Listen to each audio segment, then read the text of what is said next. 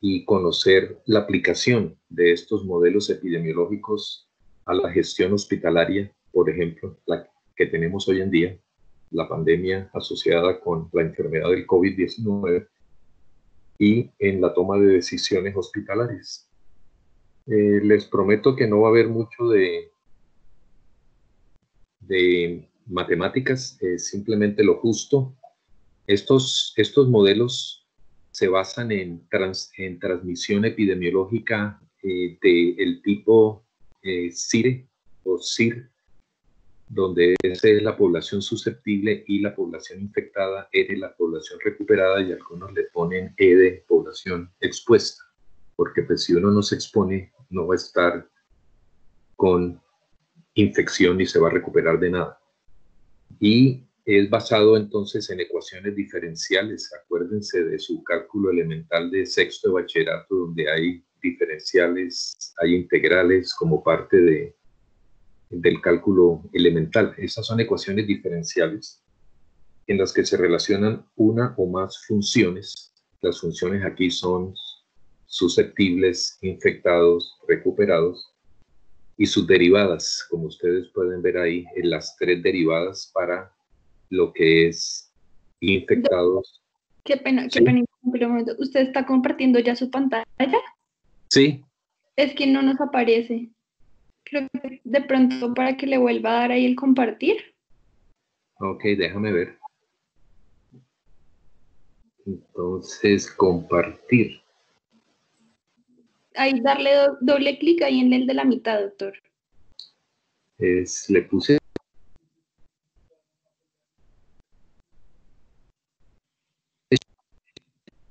Dice que ya estoy compartiendo mi pantalla. Ya ahora sí, doctor. Antes no. Ya ahora sí aparece, doctor. Ok.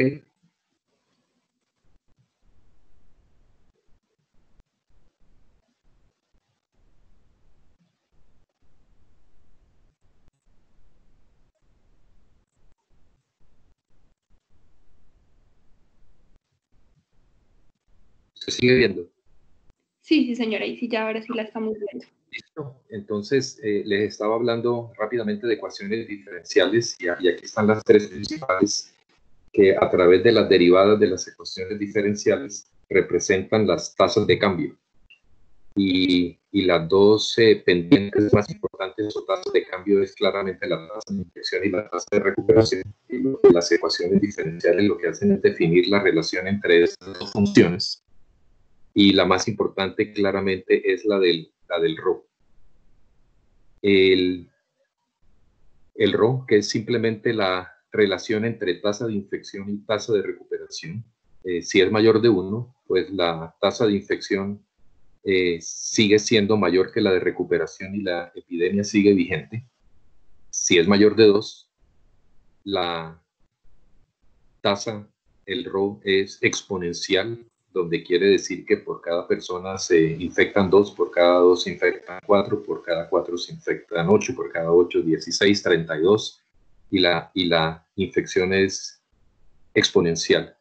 Si el RO es menor de 1,5 o 1, la capacidad entonces de infectar y de tener una curva pandémica pues se va diluyendo en el tiempo. Y cuando uno hace eso, realmente lo que le aparecen son funciones como la siguiente, donde realmente esta es la de recuperación, perdón, la de susceptibles que se van depletando en el tiempo, la de recuperación, pero realmente la que nos interesa hoy en día y de la que vamos a hablar casi todo de ahora en adelante es la tasa de infección, que es la que ustedes están viendo ahí, aunque obviamente en estas ecuaciones diferenciales y sus derivadas, pues las otras dos son lo mismo y están relacionadas claramente con la tasa de infección. Aunque la mayoría del modelamiento que ustedes van a ver por los infectólogos y por los epidemiólogos es modelos basados en CIR, Debo decir que hay instituciones muy prestigiosas como el Instituto de Métricas en Salud y Evaluación de la Universidad de Michigan que no han adoptado esto y sin embargo son muy respetadas. Ellos se basan en el conteo de muertes. La filosofía de ellos es que de lo más importante y casi que de lo único que uno puede estar seguro en una pandemia es el número de muertes, y como tal ellos modelan a partir de las muertes cuántos infectados hay, cuántos se deben estar recuperando, etcétera. Esto no es muy reconocido. Este editorial publicado hace menos de un mes en Annals of Internal Medicine por obviamente los epidemiólogos clásicos como los del London School of Hygiene and Tropical Medicine, la Universidad de California, el Colegio Imperial de Londres, etcétera, pues dicen que estos modelos tienen una falla que es posiblemente irreconciliable con hacer un buen modelamiento, que es que primero, pues no se basa en el tipo de modelamiento susceptible, infectado, recuperado. Segundo, que modela el futuro a partir de las muertes que se van dando, por lo que asume que las muertes que se están dando son únicamente el resultado del distanciamiento social y el tiempo en el que se hizo, porque pues no lo pueden modelar al revés. Y quizás el mayor argumento es que las muertes, cuando le ponen asociadas con COVID, pueden tener mala clasificación, y lo sabemos porque las tasas de letalidad realmente no se pueden entender bien sino hasta que ha pasado la pandemia. Y los límites de incertidumbre de estas ecuaciones son amplios, y pues eso sin contar con otras fuentes de variabilidad que ellos no han tenido en cuenta, solo el distanciamiento social y el momento en que se hizo en el tiempo las medidas de distanciamiento social, si es que se hicieron. Ya entrando entonces en los modelos clásicos de CIR, en Colombia pues son los que se usan y conozco por lo menos 7. El del Instituto Nacional de Salud, que pues se hizo para Zika, se hizo para chikungunya, se utiliza en el modelamiento de las epidemias de influenza en el país y pues obviamente lo aplicaron a esta. El del Colegio Imperial, básicamente porque es de las áreas de el Departamento de Modelamiento de Epidemias del Colegio Imperial, es de los más reconocidos en el mundo, con amplia experiencia, y una colombiana, Zulma Cucúnova, trabaja allá y pues ha estado particularmente interesada en ayudar con el modelamiento de lo que puede pasar en Colombia. La Alcaldía de Bogotá tiene otro, la Universidad del Rosario está experimentando con otro, la Fundación Santa Fe de Bogotá tiene uno, pues no es muy original el título, es susceptible, expuesto, infectado y recuperado, SEIR. La Organización para la Excelencia en Salud del OES está experimentando con otro, y la Universidad Javeriana pues también. Nosotros no utilizamos ninguno de ellos en la cardioinfantil, pero pues obviamente sabemos que todos son tremendamente útiles, especialmente el de la alcaldía. El de la alcaldía modela, si ustedes han entrado a Saludata del Observatorio de Salud de Bogotá, modela día a día, es dinámico, cuántos casos se van a dar, y donde uno ponga el cursor le dice cuántos casos van a haber, tanto de pacientes en total que van a ser moderados, es decir, que están en la comunidad, que para agosto, si no hacen nada al respecto, van a haber más de 600,000.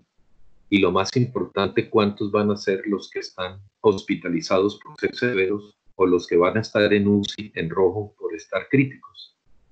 Los escenarios son importantes. Probablemente estas curvas no se van a dar por todas las medidas que están tomando, pero es bueno saber que si no se hace nada más, para algún momento de agosto van a haber más de 180,000 casos hospitalizados y un número de alrededor de 80,000 que requieran cuidado intensivo, para lo que no hay camas, porque si acaso pasamos de 1,000 camas en Bogotá de cuidado crítico y ventiladores, ahorita mismo son muchas y probablemente no vamos a tener más de 2,000.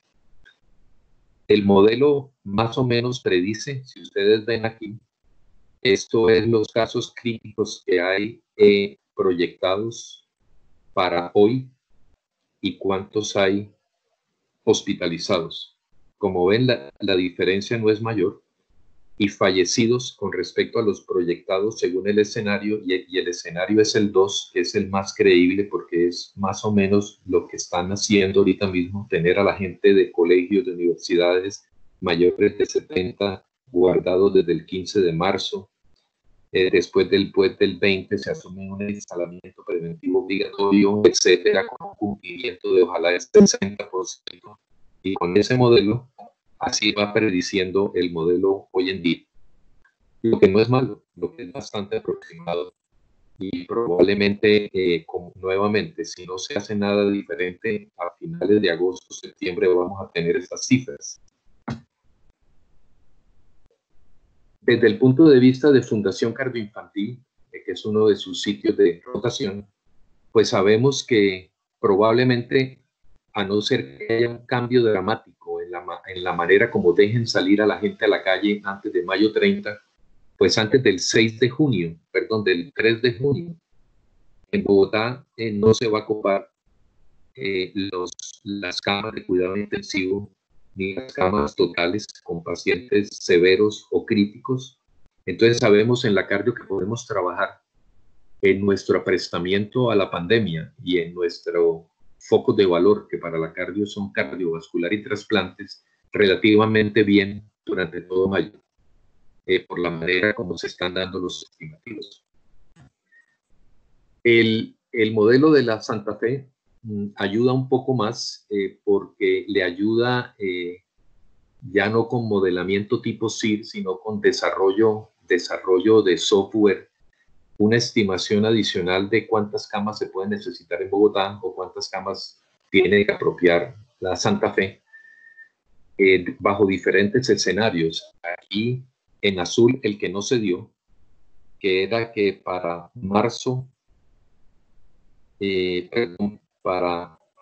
sí, abril o mayo, un pico increíble de casos, los mismos 600,000 que predijo la alcaldía, pero que con diferentes escenarios de medidas se iba a atenuar la curva, pero necesariamente se iba a alargar en el tiempo. Uno no puede atenuar una curva con medidas para la pandemia sin que necesariamente se alargue en el tiempo.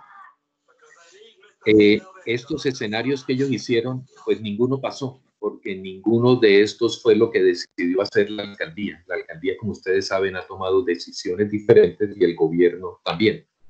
Pero solamente lo estoy poniendo aquí como ilustración de por lo menos cuál iba a ser el déficit de camas, que iba a ser increíblemente alto si no hubieran hecho nada, versus los diferentes modelos que ellos tomaron en cuenta, pero ninguno fue lo que hizo el gobierno. Y en qué momento en el tiempo se iba a dar esto, en agosto o septiembre. Y el déficit de camas, pues igual, no iba a ser tan severo como el escenario de no hacer nada, pero pues igual iba a sobrepasar de lejos cualquier escenario de camas en Bogotá y cualquier escenario de unidades de cuidado intensivo en Bogotá, porque inclusive en los escenarios más pequeños, 2.500 camas o 3.000 y pico de camas, pues tampoco iba a ser creíble. Pero nuevamente es un ejemplo de lo que la gente está haciendo para modelar a partir de estas ecuaciones diferenciales CIR, qué se va a necesitar. ¿Qué estamos usando en la cardio? Inicialmente utilizamos este modelo derivado por la Universidad de Pensilvania, que es igualmente basado en CIR, en susceptibles, infectados y recuperados o removed, como le dicen en la jerga en inglés, y fue validado con otros dos modelos donde más o menos se comportó bien para Estados Unidos. El modelo lo utilizó la Universidad de Pensilvania para 3 preguntas. ¿Cuántas camas de hospital, cuántas camas de cuidado intensivo y cuántos ventiladores se van a requerir en el pico de la demanda? Con los estimativos ellos hicieron algo pues que nosotros no podemos hacer, pues solamente lo podrá hacer Estados Unidos y China, que es construir un nuevo edificio de hospital y crear 119 camas hospitalarias adicionales, que les sirvió muchísimo. Tener políticas inmediatas en el hospital para conservar elementos de protección personal, comprar ventiladores adicionales, etcétera. Es decir, prepararse. ¿Cuánto tiempo tenemos para prepararnos antes de que la capacidad actual se exceda? El modelo también les facilitó cuándo hacer eso, cuándo empezar a cancelar cirugías electivas, cuándo dejar de referir transferencias hasta el hospital y lo último, cuándo dejar de aceptar transferencias, por ejemplo, de pacientes que iban a ocupar camas de cuidado intensivo, como los que tienen que utilizar oxigenadores de membrana extracorpóreas, que fue también importante. Este modelo, ¿qué necesita para dar sus estimativos? Y lo primero que hicimos era asumir que el hospital era Bogotá, es decir, que la población regional, para validarlo, que la población regional era la población de Bogotá y que era todo el mercado que tenía el hospital, simplemente para mirar cómo predecía para Bogotá, antes de decir estos estimativos, aterrizarlos a nuestra propia institución. Otra cosa que pide es cuántos pacientes de COVID hay en el momento, porque a partir de eso y del momento en que ingresó el primero, calculan de una manera aproximada el RO y en cuánto tiempo se está doblando la epidemia. Si la epidemia apareció hace una semana el primer caso en el hospital y hoy hay 25, tenemos un problema serio porque se está doblando la infección rapidísimo.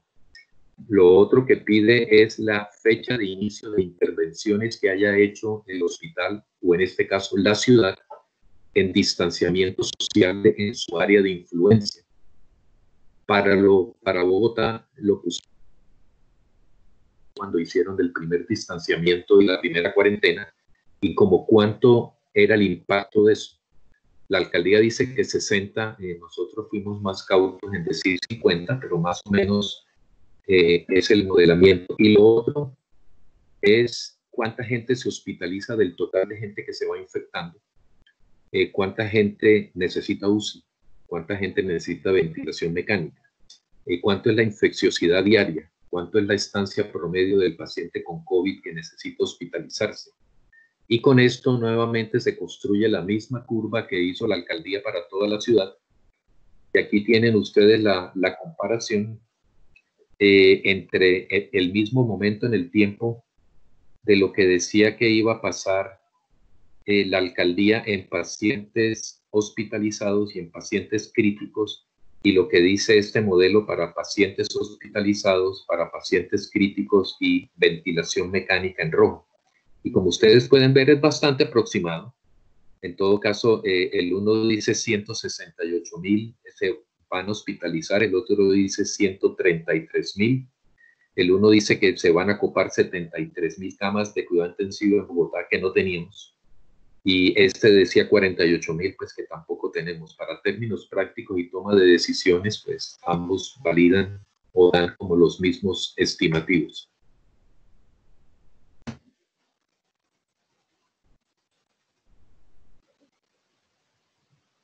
Con esto entonces nosotros decidimos aplicarlo para la cardio, ya viendo que por lo menos es relativamente concordante con lo de Bogotá. Esto no me está avanzando, de pronto hay algún problema. Esperemos un momento.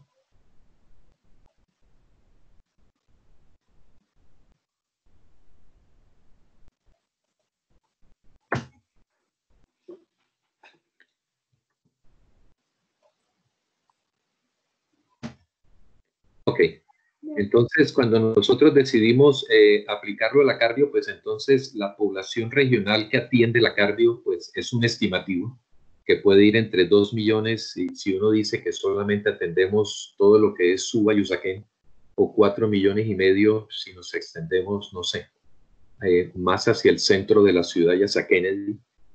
y de esos que la gente prefiera venir a la cardio o la tenga necesariamente por su EPS como centro de referencia, puede estar entre 1 a 5% del mercado.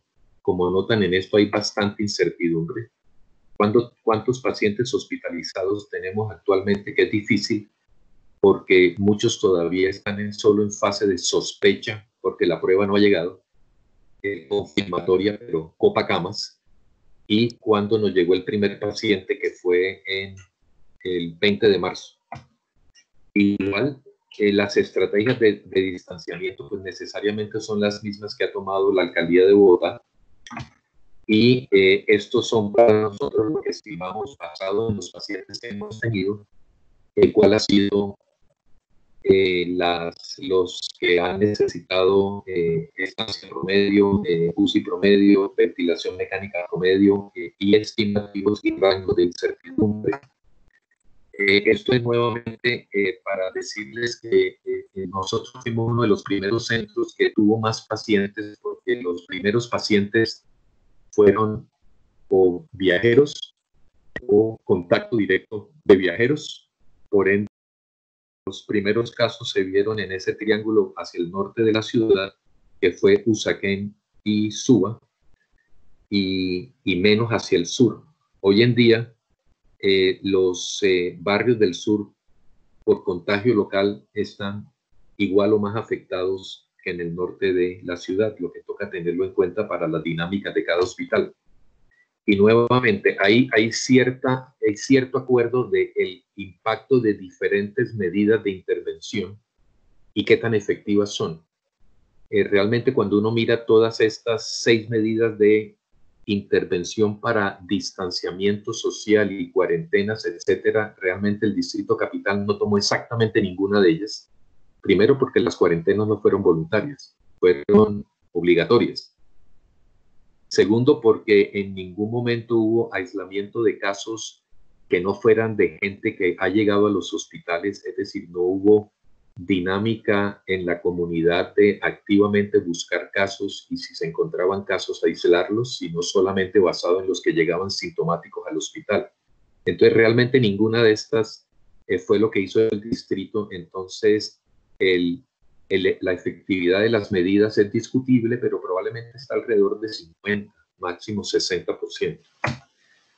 Entonces uno utiliza esto para nutrir el modelo, y el modelo le va diciendo a uno cosas tremendamente importantes sobre cuál es el rol que puede estar en la población y cuál es la mitigación, qué impacto puede lograr, a cuánto ha disminuido el RO y el tiempo de doblaje de la pandemia, a cuántos días está, para uno planear mejor para su hospital, independiente después de lo que esté pasando en la ciudad.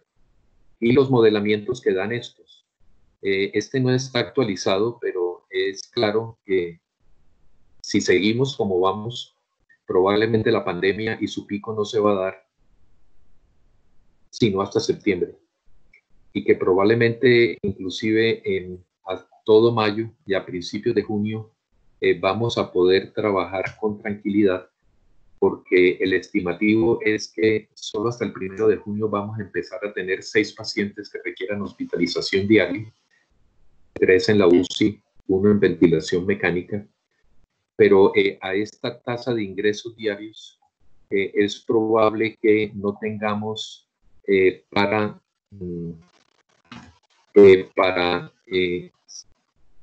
junio todavía podamos tener camas hospitalarias para dar abasto. Entonces, durante todo mayo podemos trabajar sin mayor problema, pero ya a partir de junio vamos a tener un número significativo de pacientes que nos van a empezar a copar camas, y ni hablar de lo que pueda pasar en septiembre si no se hace nada diferente, con mayor aplanamiento de curva, no solamente correrla en el tiempo. Otro modelo que utilizamos, pero que es muy concordante con esto, pero que es más, digamos, fácil y da más información, es un modelo derivado en la Cleveland Clinic,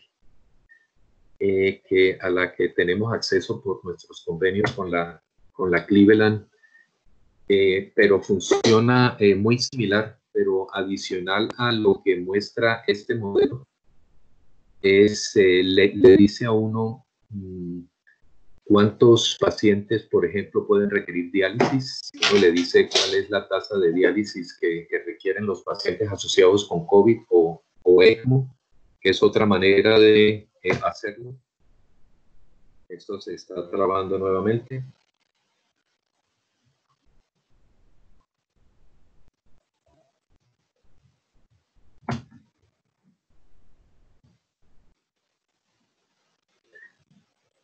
Vamos a ver aquí cómo avanza esto.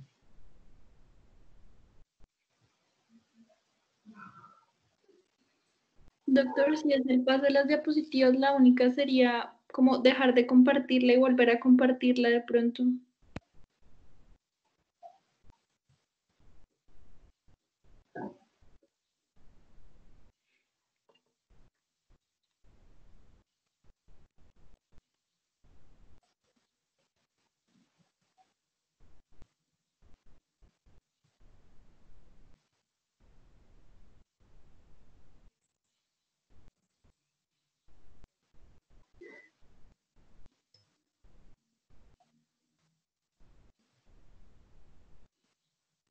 ¿Se está compartiendo?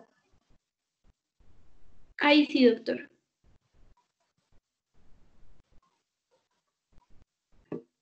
Ahí está compartiéndose. Ok. Este es el otro, es hecho por la Cleveland Clinic y por una empresa que hace modelamientos matemáticos que se llama Beyond Limits, pero es muy parecido. Pide casi que de insumos básicamente los mismos. Es más amigable en el sentido que también le dice a uno en qué momento del tiempo va a necesitar qué camas o si diálisis, etcétera. Y a diferencia de la Universidad de Pensilvania, no es determinístico, sino que es estocástico. Eso quiere decir que le da rangos de probabilidad. Entonces dice, bueno, para agosto 30 va a tener como el pico y pues ahí va a tener necesidad de más o menos 92 camas hospitalarias, pero pueden ser básicamente 150.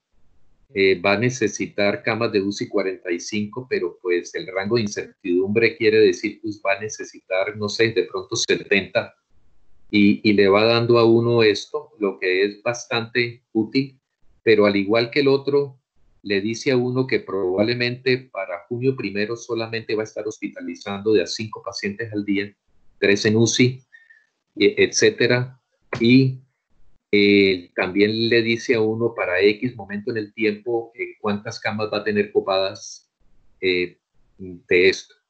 Entonces, tanto el censo diario como el número de admisiones por día a la clínica. Y con un rango de incertidumbre, pues que obviamente denota que en esto hay estimativos y no certezas. En todo caso, con cualquiera de los dos, nosotros en la cardio, con el modelo de la Universidad de Pensilvania, con el modelo de la Cleveland Clinic Foundation, podemos hacer diferentes escenarios y bajo ninguno de los escenarios antes de junio primero vamos a tener un problema serio, sino mucho más allá, probablemente principios de septiembre o principios de agosto o mediados de julio, pero no en el momento. Probablemente ninguno de estos escenarios es el que se va a dar. La razón es porque día a día la alcaldía y el gobierno toman decisiones diferentes, muy consecuentes. Obviamente, un balance entre afectación de la economía y la salud. ¿Qué se puede dar? Todos estos son modelamientos. Claramente, el del pico ya no se dio. Probablemente va a haber como un acordeón. Si es verdad lo que promete la alcaldesa, que cuando 75% de la cama de UCI estén copadas, nos va a volver a meter en cuarentena a Raimundo y a todo el mundo, o que si hay más de 35 a 40% de ocupación del Transmilenio, va a parar el Transmilenio y nos va a mandar para la casa. Probablemente lo que se va a dar es como este tipo de acordeón o como este tipo de acordeón menos creíble, y ojalá que no, porque se va a demorar más de un año en que vamos a tener un número de casos que no nos van a dejar operar con tranquilidad, y probablemente vamos a estar ante una nueva visión de la medicina, que es prueba de COVID para todo paciente que entre al hospital a un procedimiento o a una cirugía, para saber cómo manejarlo y que no nos contagie la operación. En todo caso, es difícil el modelamiento, de tal manera que nosotros estamos entreteniendo con una empresa en Estados Unidos un modelo más customizado a nuestra realidad de la cardio, que involucra inteligencia artificial y autoaprendizaje, que le decimos dónde buscar la información en la clínica, y él se va actualizando día a día, y nos va haciendo los estimativos basado en lo que se está viendo de ocupación de la clínica y basado en las medidas que está tomando por fuera en la alcaldía y lo que se está viendo en la ciudad. Entonces, este modelo también le va diciendo a uno para cuántos días vamos a estar con las camas totalmente ocupadas. Este fue pues un modelo que no se dio ya, pero no lo tenemos desde hace días, entonces no está actualizado para hoy. Y probablemente esto va a ser mucho mejor, sobre todo en una pandemia de baja intensidad, que es la que se podría dar de ahora en adelante, porque no creo que nos suelten a la calle a todos al tiempo ahora, porque saben muy probablemente qué es lo que va a pasar. Y esto pues nos ayuda a planear mejor cuántos elementos de protección personal vamos a necesitar para el doctor, para la enfermera, para los auxiliares, para los que nos transportan los pacientes, para los camilleros, etcétera, y poder tener una mejor idea de qué toca apropiar para la pandemia, y a qué velocidades, y obviamente también tener una idea de cómo ir manejando las camas en el hospital. Entonces, como conclusiones, quería dejarles, es difícil predecir lo no visto antes, y lo que no hemos visto antes no son pandemias ni epidemias. Obviamente el mundo ha visto pandemias desde la Edad Media, que tengamos documentadas. Lo que no hemos visto en Colombia ha sido el impacto de intervenciones de distanciamiento social, el acceso a pruebas deficitario, el impacto que va a tener esto sobre la desigualdad social, que sabemos que Colombia es uno de los países más desiguales e inequitativos del mundo. Entonces, eso cómo va a afectar la pandemia. La estacionalidad, será cuando que acabe la estación de lluvias, vamos a tener un respiro o no vamos a tener nada que hacer, que va a ser lo mismo. ¿Y cuánto es la duración de la inmunidad? Esto va a ser una inmunidad duradera como la viruela el resto de la vida. Va a ser como la influenza por un año, o no va a tener una inmunidad y una persona se puede reinfectar fácilmente. Lo otro que sabemos es que en Bogotá la cuarentena obligatoria y el uso generalizado de mascarilla en la comunidad ha sido eficaz en retrasar el comienzo de la pandemia y aplanar y alargar la curva. Probablemente con con una tasa de infectado recuperado por debajo de 1,5, que ciertamente todavía da para que se transmita, pero pues que está pendiente de qué pasa con las medidas de confinamiento. También sabemos que acabar la cuarentena en Bogotá y reducir el distanciamiento social en menos de 50% va a ser un proceso peligroso de ensayo y error, pero la incertidumbre nos va a acompañar, porque los estimativos hablan que dependiendo de lo que pase, los estimativos pueden variar entre 3 y 30 veces, lo que lo hace muy difícil de provisionar recursos a nivel de ciudad. Y para nosotros en particular, y pues como les dije, parte del objetivo de la clase es que conocieran esto, cómo esto afecta la toma de decisiones. Entonces nuestra incertidumbre radica en nuestra población de captura, que con las estrategias de referencia y contrarreferencia puede ser más amplio o menos amplio de lo que pensamos, el margen del mercado que tiene nuevamente y el impacto de la mitigación y la supresión, que va junto con el primer punto que tenemos arriba, pues que nos afecta claramente. Lo que sí sabemos es que para mediados de mayo, claramente antes de junio, ya tenemos que tener todos los procesos de movimiento de camas planeados y ventiladores. También debemos tener todos los procesos de recursos humanos y de elementos de protección personal que se puedan apropiar. De hecho, pues lo hemos hecho desde hace más de mes y medio. Y cómo desocupar camas rápidas con rehabilitación pulmonar integral y con la Fundación Neumológica Colombiana que nos queda al lado, estrategias para ventilación en casa, para que las camas nos duren. Obviamente todo esto es contingente en la evaluación continuada del impacto en Bogotá e institucional de la evolución de la pandemia. Eso era lo que quería contarles. Muchas gracias por la invitación. A usted, doctor, por acompañarnos.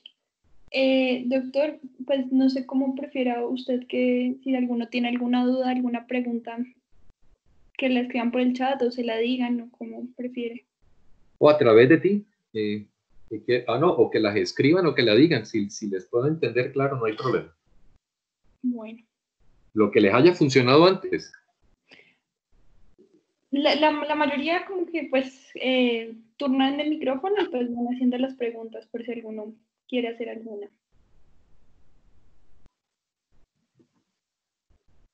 O bueno, yo voy haciendo, mientras ellos van pensando, voy haciendo la que me surgió. Doctor, entonces tú eres la única que piensas ahí. No, mientras ellos van escribiendo, las redactando. ¿Qué van a decir los 56 que está conectado, que le están diciendo lentos? No, pues por ejemplo, uno la redacta, se demora un poquito. Doctor, una pregunta. En estos modelos de estadísticos como el que usted mencionaba inicialmente, el del SEIR, los pacientes pues, reinfectados, ¿cómo se modelan o cómo se toman? No se modela. No conozco ningún modelo para COVID, ni ningún otro para dengue, malaria, zika, chikungunya, donde la reinfección se modele. Nuevamente se asume que hay inmunidad, y si no hay inmunidad, estos modelos toca repensarlos, porque pues la función de recuperación no tendría, no se podría modelar entre comillas tan fácil como con un SIR común y corriente, si se piensa que puede haber reinfección. En lo que sabemos, los casos de reinfección son anecdóticos. Probablemente algo no se ha dado bien, pero por lo menos ¿qué será? Inmunidad a corto plazo parece haber, pero todavía mucho sobre si los anticuerpos son protectores a mediano plazo, etcétera, no se conoce bien. Sí, señor. Sí, eso está como muy ahí, pero pues quería saber si en algún modelo se podían como incluir, aunque pues claramente no va a afectar tanto las estadísticas. Quería saber si afectaba en algún punto, si se podían considerar dentro del modelo. Se puede considerar y se puede modelar, sí. Ojalá que no. Sí, no. Sí, señor. Doctor Andrés Felipe Díaz escribió por el chat una pregunta que dice, los modelos previamente contemplan la variable de número de pruebas. ¿Existe alguna variable de corrección para poder mitigar esta variable para países en desarrollo como el nuestro? Buena pregunta. El número de pruebas claramente afecta los estimativos y claramente afecta la tasa de letalidad que se calcula, y por eso es que no gusta de calcularse sino pasadas las pandemias, porque el número de pruebas determina el número de infectados en el denominador, y por ende numeradores como la frecuencia con que la gente se hospitaliza, la frecuencia con que la gente se muere, pues no son muy creíbles. Estos modelos para los hospitales realmente no son tremendamente sensibles al número de pruebas, porque lo que le dicen a uno es a la gente que usted le está llegando a la clínica, ¿cuál fue el primer caso confirmado? Y le dice a uno, ¿y hoy cuántos tiene? Entonces le dice a uno en confirmados, dado que están confirmados, pues este es el número de camas que usted tiene que apropiar. En lo que puede impactar es el tiempo que se demora entre que la persona llegue al hospital, asumiendo que hoy en día no se nos escapa a nadie porque las definiciones de caso son hoy muy claras, es cuántas más camas toca apropiar con sospechosos del que la prueba no llega y que no sabemos bien si cortizarlos como positivos o cortizarlos como negativos, y mientras no haya la prueba, pues toca que estén en camas individuales porque pues no podemos mezclar gente. Entonces, para los modelos, claramente las pruebas lo afectan a nivel comunitario, pero a nivel del hospital y lo que un hospital necesita apropiar, probablemente no es muy relevante porque cada vez que llega a la clínica, pues se le va a hacer la prueba. Entonces, ahí no va a haber problema. Listo, doctor. Doctor, una pregunta que me mandaron es la siguiente. Pues mencionan que, según lo que usted nos presentó, pues en la gran mayoría de modelos habrá un momento donde la curva va a superar pues la capacidad. ¿Cuál cree usted que es la medida más efectiva para tratar de evitar esto? Pues más cuarentenas, pruebas masivas o qué otras estrategias?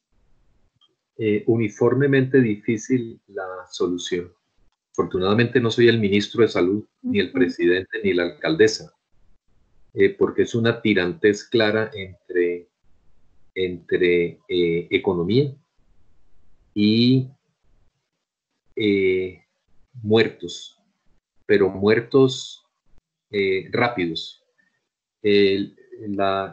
Lo que pensamos es que mientras no se haya infectado el 60% de una comunidad o 70%, la epidemia no se va a ir. Entonces toca dejar que todo el mundo se infecte.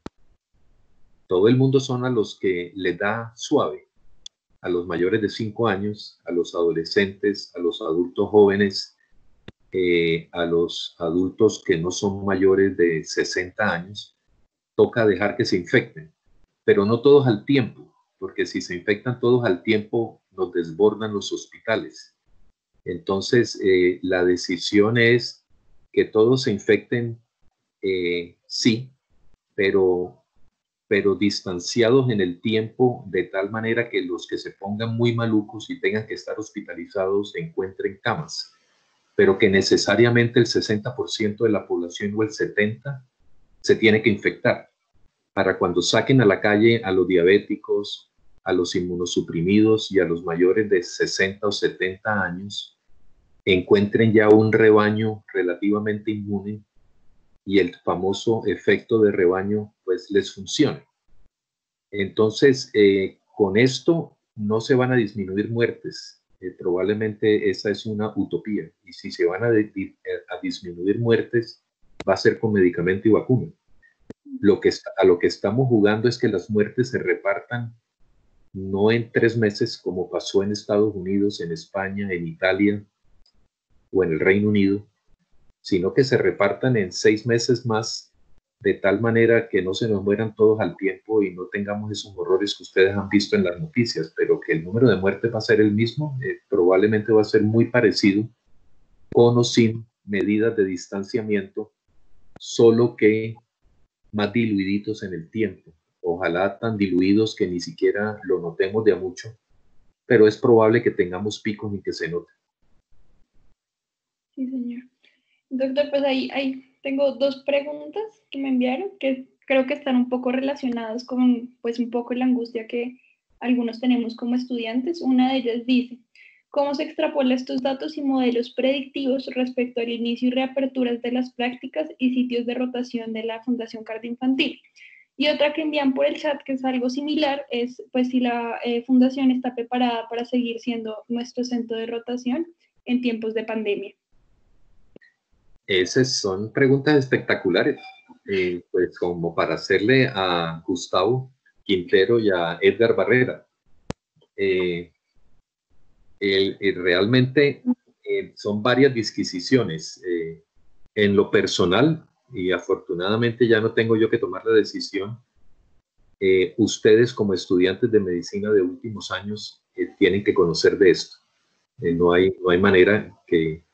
es decir, si ustedes no entraron a medicina por cosas como estas y esto no les da una sensación de piquiña y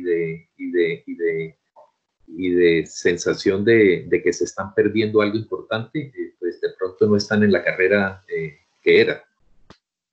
Pero cómo les apropiamos los elementos de protección personal van a costar. Cómo les apropiamos las rotaciones para que estén ahí como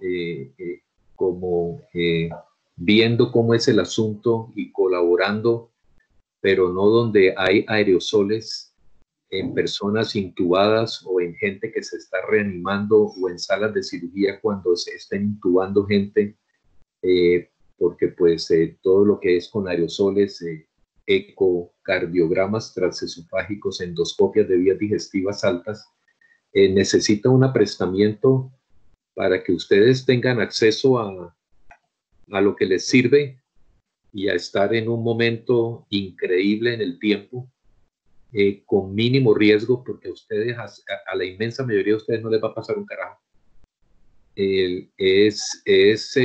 Pero a la vez tener mínima protección es importante, a sabiendas de que la mayoría de ustedes tiene que infectarse tarde o temprano. Pero ojalá que no sea en la cardio, sino en el Transmilenio. Y lo segundo es que hay algunos datos que dicen que cuando el contagio es masivo, es decir, que uno se expone sin protección, digamos, durante una intubación orotraqueal a una persona que está infectada, ese contagio masivo puede repercutir en la respuesta inflamatoria severa, liberación de citoquinas y todo lo que ustedes conocen del COVID severo, que bueno, no quiere uno una exposición masiva sin elementos de protección personal, sino de amiguita. Ojalá que con un par de partículas virales en la garganta y que se vayan reproduciendo y que el cuerpo vaya diciendo, oye, como esta vaina como que es, qué es lo que me está pasando, y tenga capacidad de responder. Si es verdad que la respuesta inflamatoria sistémica es dependiente del volumen del inóculo. Entonces, todo eso yo creo que toca tenerlo en cuenta, pero a mí me extrañaría que la universidad decida no reintegrarlos a sus escenarios de práctica para el semestre entrante. Yo no creo que eso pase, o que los tenga en un sitio donde no estén expuestos a una situación que van a recordar el resto de la vida. En fin, no tengo más cuestiones. Es posible que la misma universidad decida hacerles pruebas. Yo no vería por qué no. Y hacerles pruebas periódicamente, como nos va a tocar hacerle ahora a trabajadores de la salud aquí cada 15 días, ya sea el PCR o cuando lleguen los anticuerpos, y estar monitorizándolo. Es como una situación de baja intensidad que pasó con tuberculosis. Yo cuando entré a primer semestre de medicina, mi tuberculina era negativa. Jamás me había expuesto a un paciente con tuberculosis, pues no sé, por mi estrato social. Y para el internado mi tuberculina era de 22. En algún momento me infecté y pues es un riesgo laboral. Claramente como estudiantes ustedes no tienen por qué incurrir en riesgos laborales, pero escogieron una profesión donde esto les va a pasar en algún momento, y pues probablemente es mejor que estén de algún modo expuestos a esto, pero con elementos de protección personal para que infección no sea hospitalaria, sino que sea adquirida en la comunidad, que probablemente es lo que va a pasar. Lento, pero va a pasar. Entonces, Andrés Felipe, sí, estamos preparados, pero pues hay cuestiones prácticas de cuáles van a ser las rutas por las que ustedes van a transitar, cuáles van a ser vuestros elementos de protección personal que toca planear seriamente. Listo, doctor. Ahí enviaron otra pregunta.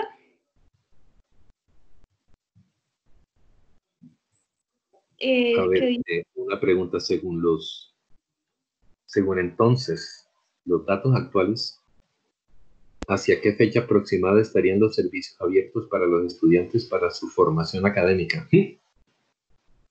Pregunta para Gustavo Quintero y para Edgar Barrera.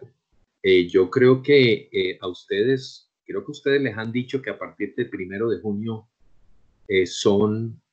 tienen que estar pendientes de reintegrarse, ¿no? ¿No les han dicho nada? Sí, doctor, algo así, pues para internado 1 de junio y para el 13, creo que es, o 23, para los otros semestres. ¿23 de junio? Sí, pues es que creo que eso están mirándolo por lo que pues quedaron prácticas pendientes, entonces la idea de ellos es de pronto empezar algo antes, pero 13 de julio, perdón, está escribiendo Juan David, 13 de julio, pero sí, eso está como... 13 de julio es muy tarde. Obviamente ustedes no pueden ir en contravía de que ahorita mismo por mandato de la alcaldesa nadie puede salir a la calle a colegios, universidades antes del 1 de junio, antes del 28 o 30 de mayo.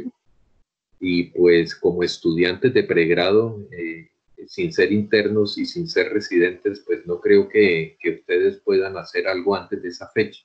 Después de eso, sí, y si se les apropia nuevamente, cuáles van a ser las rutas por las que ustedes van a transitar, cuáles van a ser las rotaciones, cuáles van a ser los elementos de protección personal, pues los esperamos en la cardio. Listo. Doctor, me envían otra pregunta por aparte que dice, ¿cuál cree usted que es el proceso cultural más importante en la pospandemia? No te entendí. Otra vez se interrumpió. Doctor, preguntan que ¿cuál cree usted que va a ser el cambio sociocultural más importante en la pospandemia? Bueno, también es una excelente pregunta. Ojalá que el distanciamiento social y el lavado de manos nos acompañe por mucho tiempo.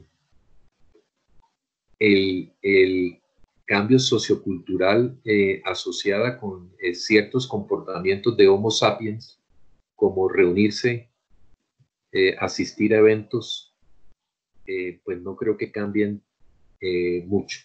Y en la pospandemia, ojalá que la inmunidad sea duradera, ojalá que tengamos una vacuna, pero se ha escrito mucho desde el punto de vista filosófico y sociocultural de a qué nos debe llevar esto como raza humana, y pues da para días de un seminario tipo alemán de alta gama sobre qué debíamos hacer como especie con esto y de a qué nos debe llevar ese aprendizaje. Y mucho tiene que ver con que si uno es estoico o cínico en su aproximación filosófica a qué va a ser Homo sapiens, pero probablemente va a ser diferente por países. Yo veo Estados Unidos que tiene la actitud del vaquero, en su mayoría de personas que pues aquí que se muera el que toque morirse y qué vaina que usted tenga 70 años, pero a mí me abren todo porque esto es pa' machos. De pronto hay otros países más civilizados en que esto va a llevar a mucha más cautela en la manera como nos relacionamos socialmente. Listo, doctor. No sé si alguien más quiere hacer alguna pregunta por el chat o puede abrir su micrófono.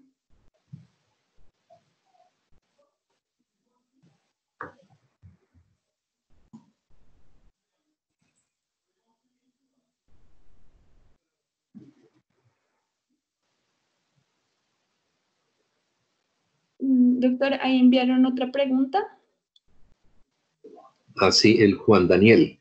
Sí, señor. Respecto a los modelos, ¿esto tiene alguna relación con la fisiopatología del COVID en cuanto a los pacientes que requieren uso de ventilación mecánica, teniendo en cuenta que se habían modelado unos perfiles como susceptibles, pero cada vez aparecen más casos que son opuestos a lo que se creía, como es el caso de adultos jóvenes y niños?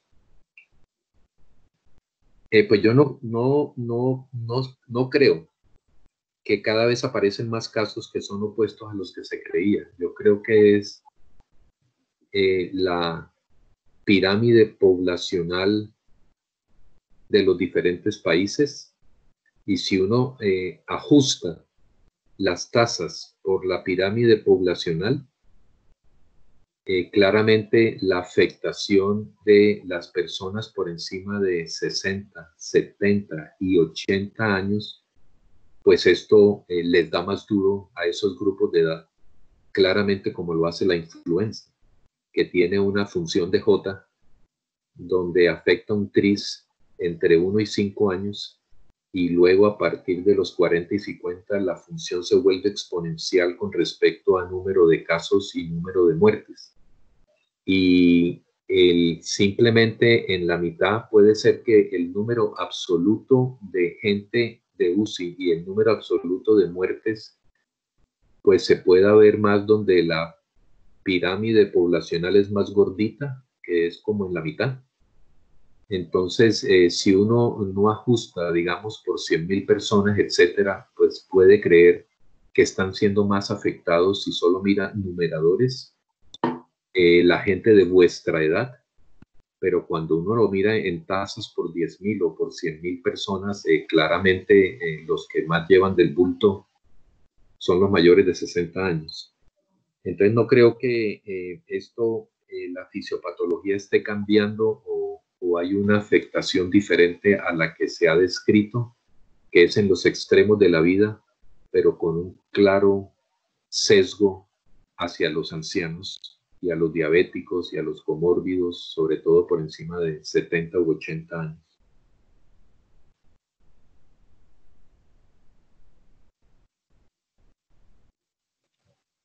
El Diego Alejandro otra vez. Antes había sido José Alejandro, doctor. Otra persona. José Alejandro. Bueno. El argumento que se ha escuchado desde algunos sectores políticos, miércoles, para reabrir la economía lo antes posible es que al mantener la cuarentena, el impacto económico que ésta genera a largo plazo es más perjudicial que la misma pandemia. Sí, es un buen argumento. ¿Cuál es su opinión al respecto y cómo se podría balancear la necesidad de aplanar a Cuba con el sostenimiento económico de la sociedad? Duro, como para Duque.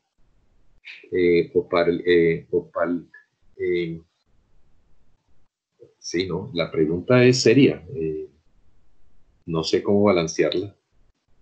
A la larga, no se vuelve como un juicio de valores.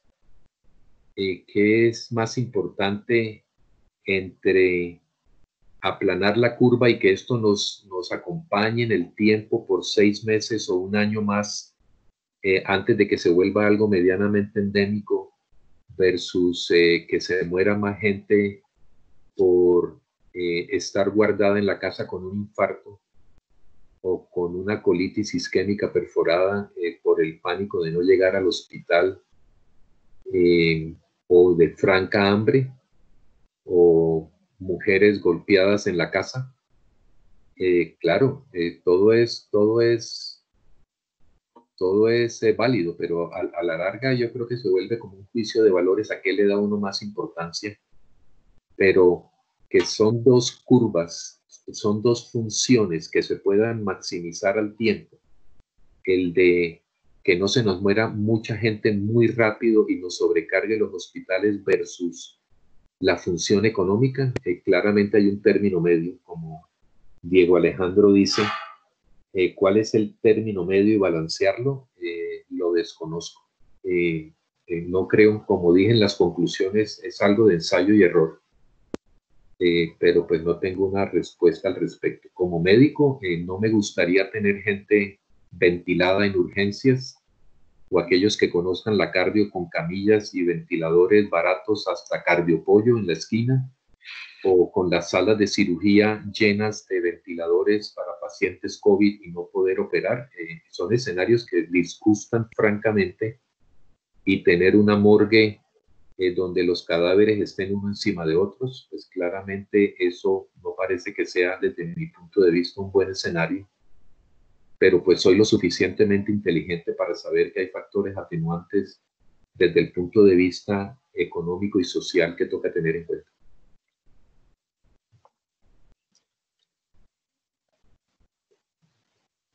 Otra pregunta.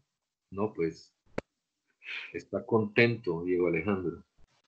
Algunos países han decidido tomar una medida de pasaporte de inmunidad en donde las personas que ya se contagiaron pueden salir a continuar con sus actividades. ¿Hasta qué punto podría esto aplicarse en Colombia? ¿Sería una buena estrategia? Pues el pasaporte de inmunidad ha sido muy criticado como peaje para salir. Adicionalmente, pues necesita prueba de anticuerpos. Y las pruebas de anticuerpos son muy poco sensibles y no muy confiables, inclusive menos confiables que el PCR en tiempo real, lo que sugiere que la medida de pagar un peaje y el costo de hacer anticuerpos, de hacer pruebas de anticuerpos, serologías en sangre, a una ciudad como Bogotá con millones de personas, probablemente solo la logística la va a volver irreal, y probablemente las decisiones va a tocar que se tomen sin poder hacer este tipo de exámenes. Y nuevamente, pues si tienes anticuerpos, ¿cómo saber si esos anticuerpos que tendrían que ser IgG son protectores? Como él mismo dice, Daniel, por lo menos a corto plazo. ¿Eso qué significa? Por ahora sabemos que probablemente la reinfección es poco probable, pero pues no sabemos cuánto va a durar.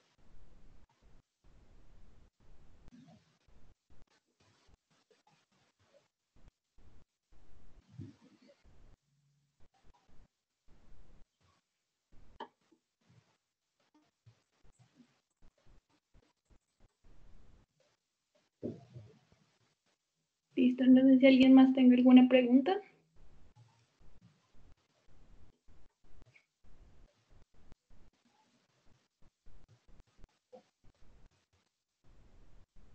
Bueno, niños, muchas gracias por la invitación y nos estaremos viendo indudablemente. Muchísimas gracias por sacar de su valioso y apretada agenda para compartir con nosotros esta información que pues es tan importante hoy en día. Muchísimas gracias por todo, doctor. ¿No? Un abrazo, cuídense. Gracias, y gracias a todos por asistir. Nos vemos entonces en la próxima semana, que va a haber una charla de enfermedad inflamatoria intestinal. ¿Listo? Gracias a todos.